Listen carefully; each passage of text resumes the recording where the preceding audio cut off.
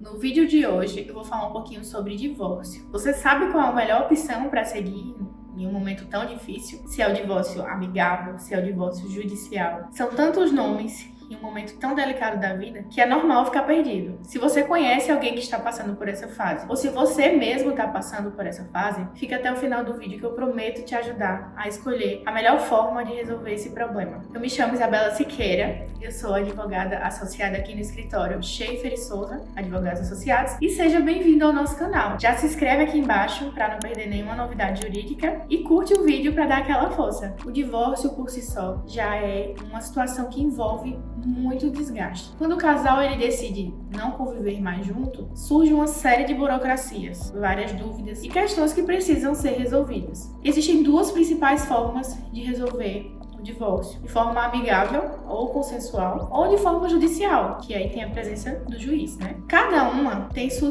vantagem e sua desvantagem, bem como suas regras. Não é todo casal que pode fazer um divórcio amigável, consensual, e nem todo casal que tem necessidade de entrar com um processo de fato. Então a gente vai explicar um pouquinho para você entender qual é a melhor forma para você, se é o amigável ou judicial. Vamos começar falando sobre o divórcio amigável. Quando o casal ele tem apesar de ter finalizado aquela relação, ele tem um bom diálogo, é possível tentar um acordo sobre o divórcio. E esse acordo, ele pode ser feito tanto com a presença do juiz, como diretamente no cartório. Atualmente, mesmo tendo filhos menores, isso pode ser resolvido no cartório, desde que as questões envolvendo pensão, guarda, visita, sejam resolvidas no juiz. Com certeza é uma forma muito menos burocrática. Muitas vezes não é nem necessário passar por uma audiência. Outra questão do processo de divórcio amigável é que ele é muito menos custoso, porque geralmente um só advogado consegue resolver as questões, e também pelo fato de que pode ser diretamente no cartório.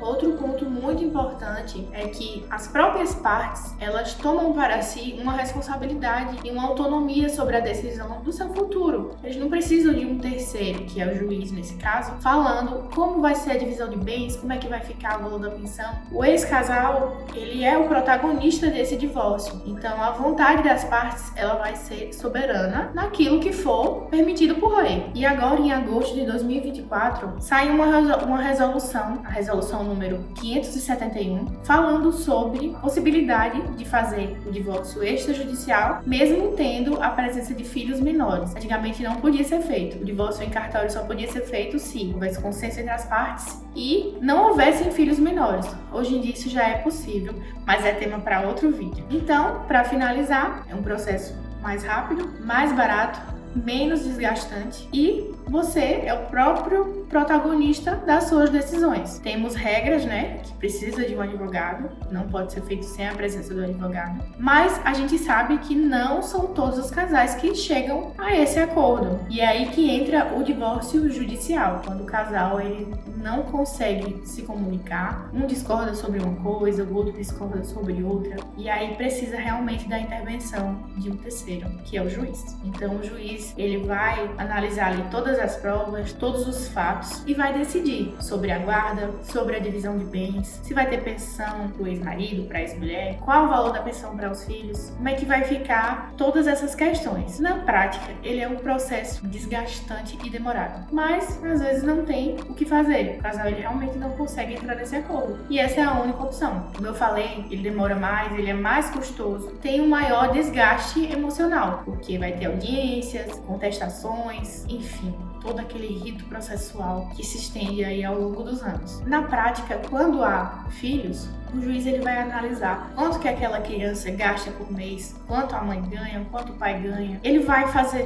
toda uma análise para decidir da melhor maneira. Com relação aos bens, o juiz ele vai analisar sempre o regime de casamento. Se foi uma comunhão parcial, se foi uma separação total. Então ele tem todos esses quesitos para analisar. E já que esse processo é tão complexo, tão longo, é muito mais importante a presença de um profissional qualificado e especializado na área de família. Tá, tudo bem, eu entendi que o processo amigável é muito mais rápido, muito mais barato. Ele é realmente a melhor forma de fazer o divórcio? Não. Eu não tô dizendo isso. Cada caso é um caso. Às vezes, quando não tem possibilidade realmente de ter um acordo, acordo, é necessário que seja um processo de divórcio judicial. No processo de divórcio judicial, quando você tem um bom amparo de um profissional, você está extremamente seguro ou segura de que todos os seus direitos estão sendo preservados. Então, em tese, seria um procedimento mais seguro, porém muito mais burocrático, demorado e desgastante. Mas não é que ele é o pior tipo de processo. Às vezes é a única forma de ser resolvido. Por isso a importância de um bom profissional te acompanhando, seja no judicial ou do divórcio litigioso, seja no divórcio consensual ou amigável. É importante que esse profissional te passe segurança para que você tenha certeza de que todos os seus direitos estão sendo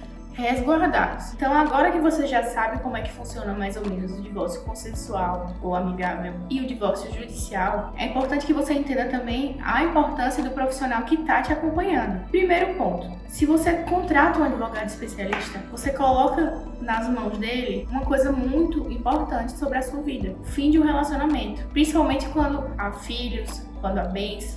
Esse profissional ele vai te garantir que você está recebendo ali tudo que você tem de direito. E é importante que esse profissional, além de experiente na área, ele seja de sua confiança. Então, mesmo no divórcio consensual, se você não confia naquele profissional, você pode ter o seu próprio advogado, nada impede. E aí, depois de todas essas informações sobre os dois tipos de divórcio, você já conseguiu mais ou menos identificar qual é o melhor tipo de divórcio para o seu caso? Eu, enquanto profissional, não consigo te dar uma resposta. Cada caso é um caso e isso precisa ser analisado de forma muito técnica e muito minuciosa. Chegamos ao fim do vídeo e muito obrigada se você continuou até aqui. Ficou com alguma dúvida?